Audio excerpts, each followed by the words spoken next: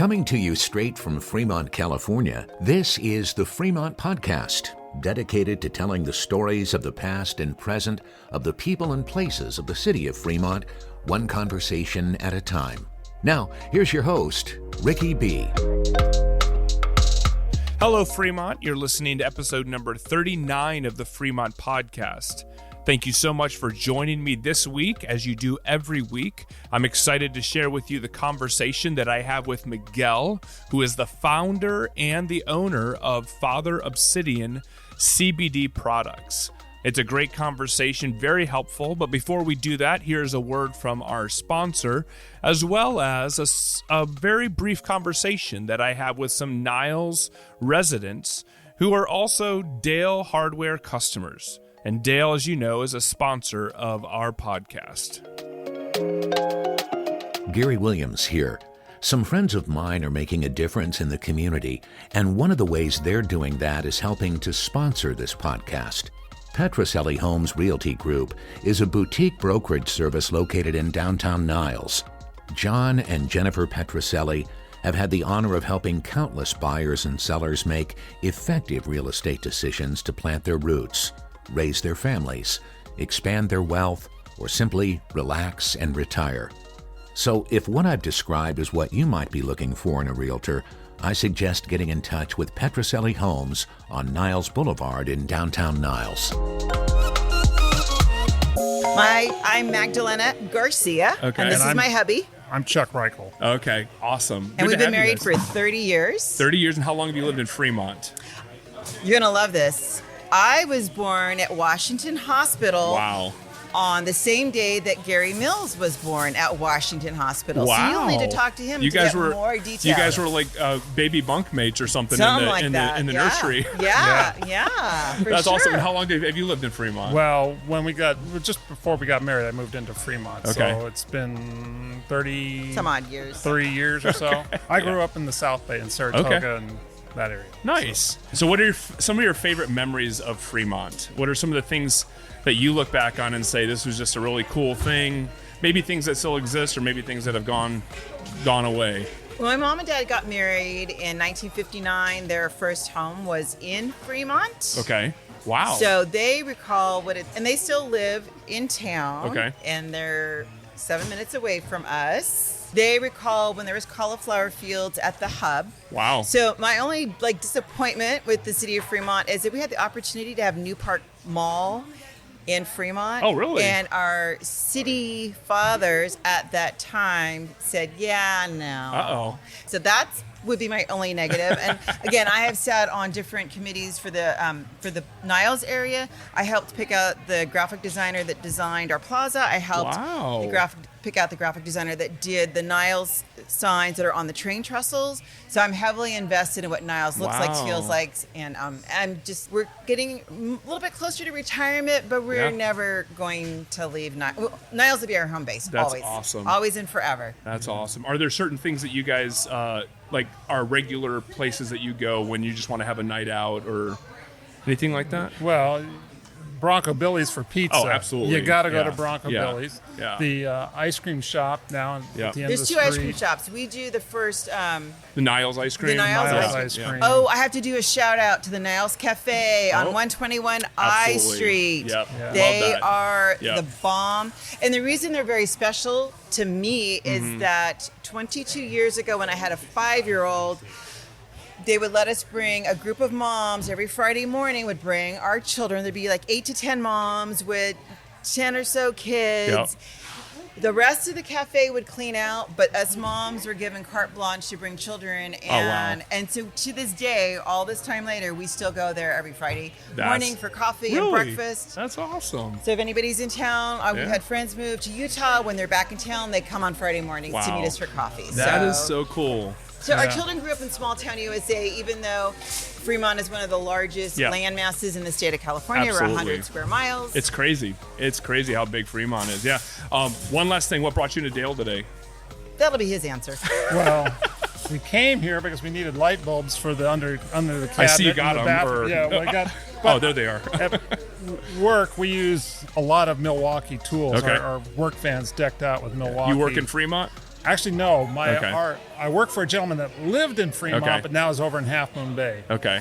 I work for Water Solutions, and we Okay. do water treatment systems, wells, all kinds of things. Awesome. But we exclusively pretty much use Milwaukee. So Okay. we saw the Milwaukee. So this was tent. a good day. This was a good day to come to Dale Hardware. Yeah. Today. Well, guys, thank you so much for joining me. Well, thank you Appreciate for it. stopping us. Yeah. I could talk all day about Yeah. Fremont. Yeah. Well, we got a lot I'll tell more. you what, check out the podcast. Absolutely. And if you have more stories to tell or things that you would love to talk about, you can contact me on the card, and we can do an exclusive if you want. So. Okay, and if Wow. you don't mind, I'm going to try to blast this out to Please. get the word out. Yeah, that Please. Yeah. Ricky B. Ricky B is The talking, Fremont is Podcast. talking smack You about might have Fremont in a really good way. More business than you can. That's good. Yeah. That's good. Thank you, All right, guys. thank you for your Appreciate time. Thanks for having us.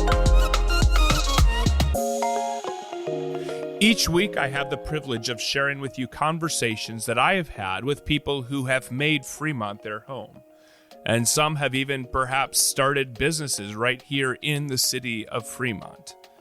Well, the conversation that I get to share with you today is one with Miguel, who, although his story started here in Fremont, his life journey has taken him all the way to the East Coast and now back again.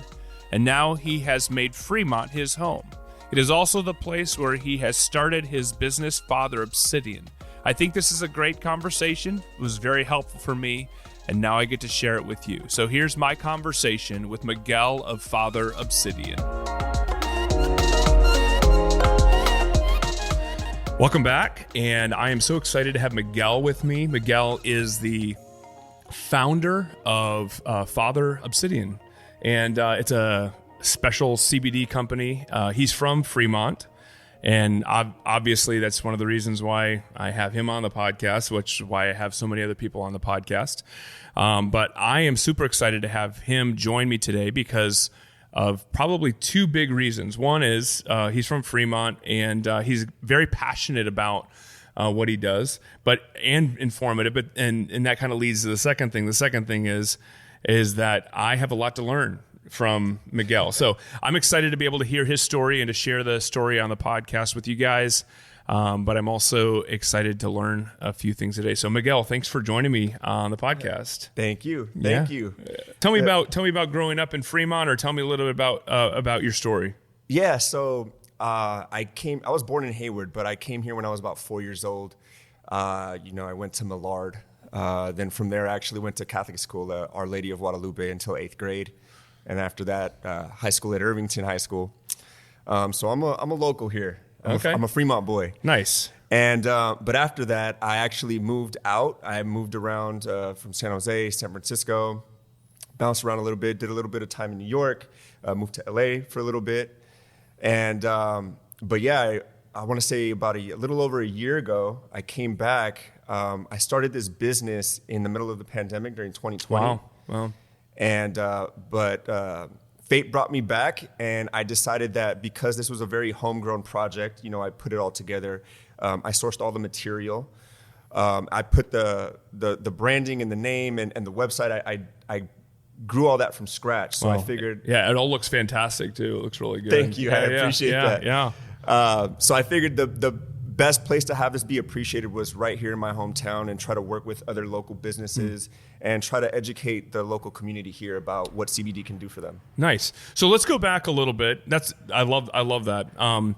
So let's go back a little bit to maybe what was the kind of the journey that brought you into starting this business? Like, what got you interested in CBD products? And then specifically, how is it that you how is it that you narrowed it down to what you're doing today? So tell me a little bit about that. Yeah, so it all started a long time ago. In 2000, I want to say 10, I got my medical cannabis card. This is when it was the Prop 215 law days, so it was legal medically. Okay, because that's the scary thing for me, because I know very little bit about cannabis, don't know anything about that whole world. And so when I see CBD or when I hear CBD, I kind of just like stay away from it all. So I would love for you to help me understand, and I know that's what you're about to do, but I'm just kind of setting the stage for anybody that's listening. Where you were selling medical marijuana to where you are today. So yeah. So go ahead. I'm glad you brought that up because that's a common misconception.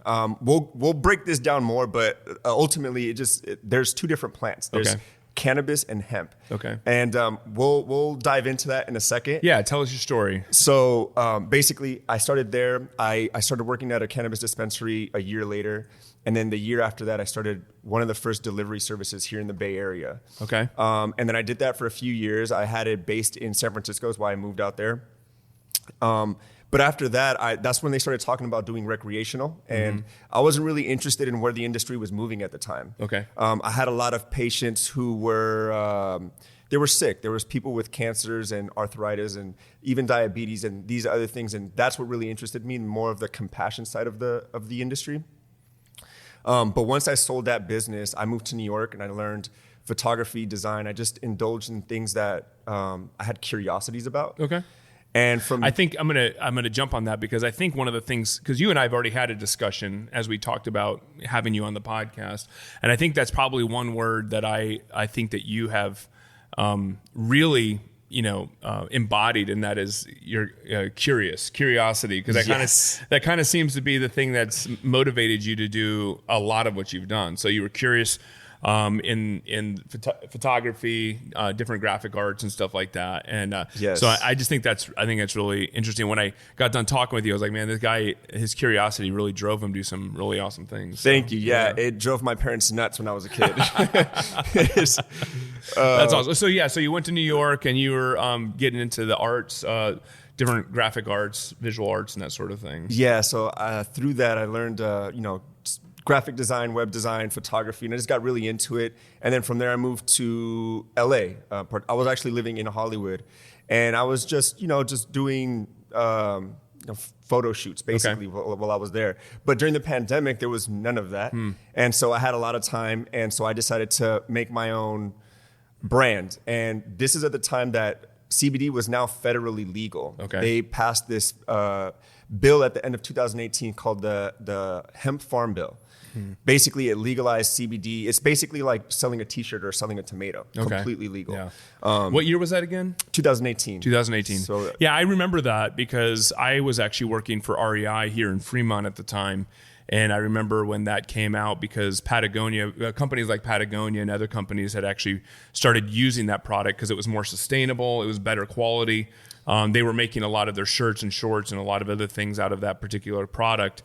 And they were really pushing that. So I remember when that bill got passed, and it made it very accessible for a lot of different markets. Yeah, and that's interesting you bring that up because industrial hemp can be used for so many things. Like you mentioned, clothes. You can make rope. It all lasts way longer. It's more durable than cotton. You could even make cement, paper. It's very it's incredible. There's a big history as to why it became illegal. Right. We can get into that later. Well, yeah. We and I don't know that we have time for everything on the podcast, but I do think that that's one of the things that's interesting because when I think of something becoming legal that maybe has been illegal for so long, I kind of wonder why did it become legal now? Is it just that people stopped fighting against it and they said, okay, forget it, give up? Or is it just that it's just been, there was more discovery, there was more understood about the product, and so therefore they were like, we can make this acceptable because it's actually usable and it's actually helpful? Well, I mean, to shorten up the answer, it's really the timber, the cotton industry. There's another industry, I forgot which one, but those were already in full swing, and they knew that hemp was kind of going to cut into their bottom line, and they were like, no, we don't want that. But the Declaration of Independence is actually on hemp paper. The original, yes. No way. Yes, you can That's Google amazing. it. Google it. That's very interesting. Yeah, cool. yeah. So the use of hemp and this particular plant has actually been around for a while. It's not just something that is like, we've never used this. Nobody's ever used it before. And now we're going to start using it. No. That's pretty cool. Yeah. Pretty cool. So tell me a little bit more about the difference or the transition that you had from, selling medical marijuana to where you are now. Yeah. So then what happened is before I decided to make this business, I had someone give me a big vat of CBD because at the time no one knew what it was, no one knew what it could do. It wasn't really valuable, and so I used it because I knew what it was. So I used it, and I would make balms because I had problems with my shoulders and I have a problem with my wrists. Okay. And so I'd make these big things of just balm that I would make. And then while I was doing that, I would research other plant oils that would help with pain management. Okay. And through that, I learned that really what's happening is not just pain management, but it's what it does is it reduces inflammation. And 90% of the pain that we feel physically, it comes from inflammation, right? So like, say if your shoulder hurts, there's inflammation there. That inflammation is causing muscle or nerve irritation. And that irritation is the pain that you're feeling. So if you reduce the inflammation, there's nowhere for the pain to come from. Interesting. Okay. Right. So what I did is I would make these things and I'd give a bunch of it to my family because they all work in construction. They're always beat up all the time. And then it took them, like them coming to me after like the third time because I stopped making it. They're like, when are you going to make more? That's when I knew, okay, we've got something here. Going on here. It's actually really helpful. Yeah, that's cool. Yeah, and so I decided to make Father Obsidian because it was part of my own personal healing journey. And I saw how it affected my family. So I was like, it seemed like there wasn't enough information out there. This information was common to me because I was in the industry for so long. But really what I decided to do was just pull my old network together that I had in the cannabis industry. I knew they weren't using their CBD oils for anything. So I was like, give it all to me. And then I just basically put these products together from scratch. Wow. And yeah. So you made a transition then from cannabis to what you're now doing. So explain that a little bit for me as well. So because I know we're trying to like condense a big, huge story. One of the things I love about you is that you just like have all the background on everything and you can talk for a long time. So that's really great. Unfortunately, we don't have forever to talk about everything. But just for somebody who's listening and still might be curious, so you made a transition from having a medical marijuana card, selling cannabis, and also being a kind of like a delivery service here in the Bay Area, to now making your own CBD products, really kind of at the prompting of family members who were taking advantage of the stuff that you had already made. So what is it for you that makes what you're doing different than just, trying to, become another big distributor of, say cannabis or whatever? So one of the big things for me, so when I did have my delivery service, I would, all my clients, I had like a very personal relationship with them and I knew what the ailments were that they had. And so I saw firsthand how this could actually benefit people. It upgraded their day-to-day life in one way or another. So I knew the therapeutic benefits it had. But once cannabis, that industry started to go recreational, I saw how the big businesses were marketing it. It was recreational. It wasn't medical anymore. So that's what made it kind of seems like it was also, like there was kind of like the money side of it was like, it seemed like that was really what drove them to making that the big focus, I think, 100%. Right? So for you, the focus was different though. You had customers that you were already working with that you could see had legitimate issues that they were dealing with, and you were in the products that you were making and providing for them were actually helping them, and that was really what drove you to do that. Is that right? Yeah, that's correct. So I would say that I didn't necessarily have a transition. It's just I just went from one product to the other. Okay. So like I mentioned earlier, it's two different plants, right? So there's the cannabis plant, which is what you can find at dispensaries. It's very high in THC. Okay. But then there's the hemp plant. The hemp plant has the same 113 cannabinoids. These are the compounds that are in these plants. And the big difference is, one, they look different, they grow different. They look similar, but they actually look different. But these two plants are more like cousins. So the cannabis plant, the main differentiator of it is that 90% of what it produces is THC. Okay. And that's what, when people take those products that you could find at a dispensary, that feeling of inebriation, that quote unquote, that high feeling, it's the THC. Okay. That's what that is. Okay. But there's all these other compounds. So in the industrial hemp, the majority of the compounds are the other 112 compounds, which is CBD is the biggest one. There's CBN, that one's been proven to help with sleep. There's CBG, that one's been proven to help with skin, anything with skin. And there's a lot more. But the biggest difference is that THC is also in that plant, but it's so minuscule. It's under 1%. Okay. So for example, for my company to be in legal standing, I have to get products tested, and it has to be, the THC level has to be under 0.3%. meaning that it's not enough to inebriate anyone, but there's enough THC to help the CBD and the CBG and the CBN do its job. Okay. Yeah, because I think when if someone's listening to this and they're thinking, well, this guy is a local guy, he's making a product himself, he's, I think people can take that, imaginary, picture and take it down all the way to like he's in his garage or in his basement creating these things that are like, black market and stuff, but you get everything tested and everything has to follow a certain standard of merchandising or of products in order to be able to sell it and be a legitimate business. So and yours meets those standards. Right. So all the raw products that I get to create to create my products, because I have to get all the raw materials. Mm-hmm. All of those get tested. So before I even get them, they have to test it. So again, I have a network of people that I work with that have cannabis farms who have like a patch where they're growing industrial hemp. They make the CBD oil. They have to get it tested before they give it to me. Okay. So they get that tested. And then on top of that, I use shea butter. Like I mentioned, I learned about these other oils that help with inflammation. So there's eucalyptus, there's helichrysum. And so those I just get from essential oil vendors that are already approved. Yeah.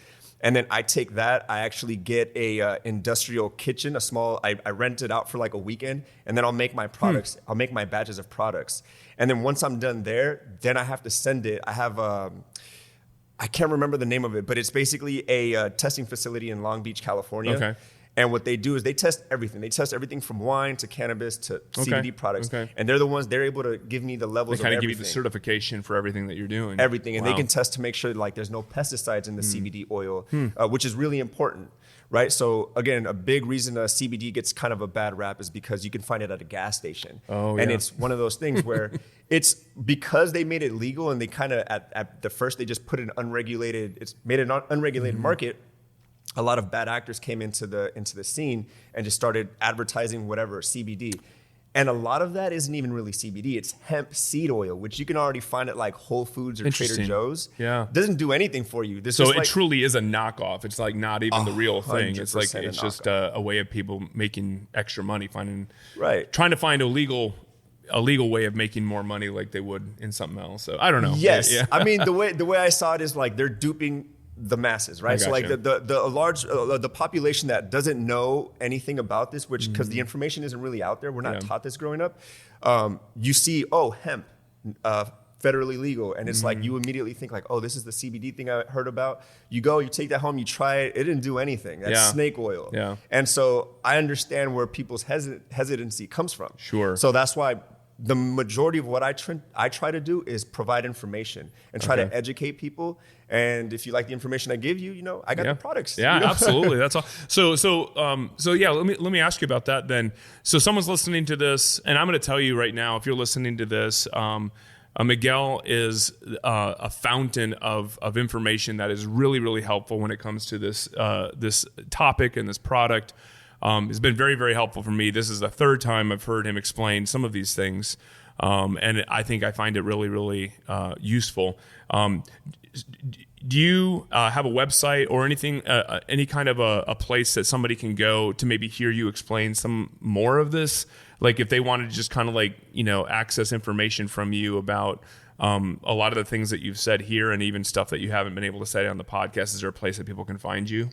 Yeah, so actually when I first started Father Obsidian, a big focus was the articles. So if you go to fatherobsidian.com, at the very top there's different links, and then there's one that says articles. So if you go to articles, there's actually multiple articles that I actually wrote myself on different alternative healing techniques that I've gone through just in search of, again, going through my own personal healing journey, taking the information and trying to provide it to anyone else that's searching for the same thing I'm searching for. That's cool.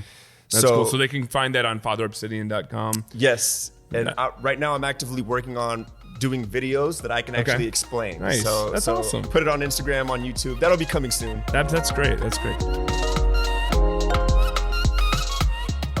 I hope you're enjoying our conversation. We'll be right back with the rest of it in just a moment. But before we do that, I want to tell you about Dale Hardware. Dale Hardware has been helping people make Fremont their home for over 65 years, and they are still doing that today.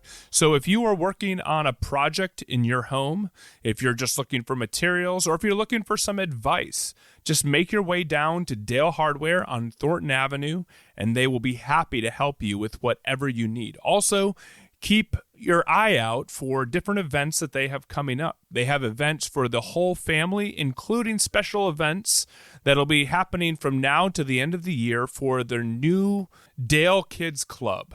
You're not going to want to miss out on those. Also, if you have not yet listened to episode number 38, you'll want to go back and do that. This coming weekend on September 9th and 10th, we'll be having the Better Block event down in Mission San Jose. This is a great event to help us understand what it's like to be community and for us to be able to look forward and imagine what we might be able to do. So you want to note that. The previous episode has a bunch of information about that event, so you'll want to go back and listen to it as well. Now back to our conversation. Okay, so now I want you to share a little bit about the name. Like, how did you get the name Father Obsidian? Because it's a cool name. I actually think it's very catchy, and had not heard anything like that before. So maybe in a quick wrap up here, like where does the name Father Obsidian come from? Okay, so this one. Okay, I'll wrap it up. I'll make it quick. It's a long story. It's a good story. Yeah. It's a good story. Yeah. So basically, again, after I came back from New York, I was just finding myself almost kind of lost. I had a lot of, I would say at the time, I called it bad luck, right? And I was doing some real deep soul searching, right? I was trying to find like, what is the meaning of all this, you know? And I went through, trying to learn about philosophy. I was reading into different kinds of religions, and it was all very beneficial. And then for whatever reason, somehow I walked into this, I don't know what to call, like a mystical kind of store in San Francisco.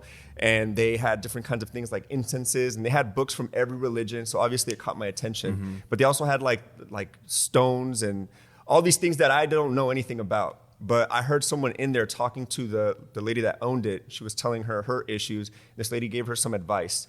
And I said, what the heck? Like, let me try it out. So I started telling her what my issues were. And the advice that this lady gave me was, you're a very open person. And the people that you're around, they're actually not helping you. And this is on a very deep level. This is something you can't measure. It's something that, it sounded very woo-woo to me. Yeah, right. And so, woo-woo. Yeah. That's great. So, but her advice was, she gave me these stones, these black stones, and she was like, take this with you. It'll protect you from negative energy. And then she also gave me some incense and told me to every morning wake up, burn a little bit of the incense that she made herself, which I was impressed with, and think of things that you're grateful for, no matter what's going on. So again, I had nothing to lose. So I, put those stones in my pocket. I always carried them with me for months. I was doing this little almost like morning ritual of waking up, burning the incense, thinking of things that I was grateful for. And honestly, after about 6 months or so, I remember because I would keep those stones with me everywhere. And one day I was out somewhere and I reached into my pocket and I felt the stones. And it in a flash, it kind of hit me where I was like, oh my God, my life has actually improved since I met that lady, and she told me about this. And you started thinking about things that you were thankful for or grateful for, and the conversation that she kind of directed you in that particular way. Definitely, yeah. And it was. I'm not saying the stones worked, right. But what I'm saying is that interaction caused a mental shift for me, and a big catalyst for that was for sure the stones, because every time I felt them in my pocket, it was kind of like a memory, like it reminded me. Sure. And so that just stayed with me forever. That's I just always remembered that. And so the stones that you had were actually... They were obsidian. Obsidian, yeah. So when I was thinking of a name, it took me a while, but I was like, Father Obsidian. That's cool. Yeah, because... Again, when I made the website, a big emphasis was the articles. Yeah. So it was like, I'm trying to give advice. The stones were somewhat of a kind of, it steered me a right way. So it was like, all right, Father Obsidian, it seemed appropriate. Yeah, that's great. I think it's a very catchy name. It certainly sparks more curiosity from people who hear the name. I know it sparked curiosity from me. But I think it's great. It's a great story. I'm really glad that you were able to share it. I mean, you and I sat down, I think last week, I think we talked for an hour at least, and there's so much more that you have to share. And really grateful for your time. I wish we could just keep talking for forever. But if people wanted to find your products, I know that you've connected with certain businesses in Fremont. Yeah. Where are some of those businesses that you've connected with, and then where can they find more of your products? So the main place you can go, if you don't want to wait, if you don't want to order online and wait 2-3 days for shipping, just go to Elite Fitness. Elite Fitness. And they just opened there, or they had a grand opening of some sort, right? Yeah, they opened. So Elite Fitness. Yeah, they've got 2 locations now. Okay. One's in Irvington, the other one's in downtown Fremont. Okay. Great people. They got a great community of people that are focused on, building muscle, being healthier. And so I've partnered up with them. So and they've got your products on hand. They've got my products on hand. So you could always go there and find it. Cool. And then if they did want to wait, where would they go? FatherObsidian.com. FatherObsidian.com. Yeah. Okay. And I'll leave it on this episode, but if you put in Fremont Podcast in the for the code section, you'll get 10% off your order. That's great. Wow, thanks for doing that. That's really cool. So before we go, I want to know, you grew up in Irvington. Are there any areas of Fremont that you remember as a kid growing up that you just loved, or you have any special memories of your time in Fremont? Like, is there anything that you look back on and you're like, whenever I drive by that place now, I just have this great memory of Fremont? Yeah, oddly enough, so like I mentioned, I went to Our Lady of Guadalupe. Yeah. And so, but when I went to high school, I was like, oh man, I never want to think about that ever again. And now that I'm older and I'm back here, every time I drive by that area where Our Lady of Guadalupe is, I have like a very fond memory because it was actually like it had a very positive impact on my life. Yeah. Yeah. And I have still to this day lifelong friends that I met when I was 8 years old that I met there, and we got close because it was a very small school, right? And we grew up together. Yeah, I love that. I think one of the things that I'm going to take away from this conversation, or our conversations that we've had in general, is I love the fact that you have kind of explored some of the passions or some of the curiosities that you've had, and some of the things that you didn't know necessarily why, or you didn't completely understand, like even receiving those obsidian stones. Creating a practice of thankfulness and each night and stuff. And I love the fact that in some ways you had an initial perception of what that might be, whether you bought into it or you didn't buy into it, or maybe you bought into the cannabis industry for a certain reason. But ultimately, when you come back and you look at your life now, I think it's just really, really cool that you can say, I didn't want to have this part. I didn't want this to be part of my life. I was trying to get away from it, but now I'm grateful for it. Or I was going through a really tough time and I just wandered into this shop, didn't even know what to expect, kind of on in a down place in your life. And now I look back on it and say that was just really beneficial. And I think that that's something, the way that we ought to approach everything. I think we ought to approach everything and say, sure, we might have an initial feeling or opinion about things, but maybe down the road there's a purpose behind that. Maybe it's actually beneficial for me, and I need to keep my eyes and ears and my heart open to whatever it is that may be out there that's beneficial that I don't quite see yet. So that's really cool. I couldn't agree more. Yeah. And to touch on that, there's one thing, I don't know where I heard this, yeah. but there's one thing that I always keep in mind, and I look back on when I was having a hard time, and I realized, even looking back then, it's like life is not happening to me, it's happening for me. Always, even when it seems like it's not. It is. That's cool. Yeah. That's great. I love that. Miguel, thank you so much. Rick, it's been great. And I'm glad that you joined me. And I hope the Fremont community gets to know a little bit more about you through this podcast, and I hope they share it. Sweet. Share it. We'll come back. There you go. That's right. I love that. That'd be great. You'll see us again. You've been listening to the Fremont Podcast. Be sure to subscribe wherever it is that you listen so you don't miss an episode. And if you're so inclined, leave a kind review so that others can find the podcast. To stay connected with us, you can find links to our social media and other content at thefremontpodcast.com. This episode was hosted, edited, and produced by Ricky B. Music provided through Soundstripe.com. I'm Gary Williams. Join us next week on the Fremont Podcast. Muggins Media.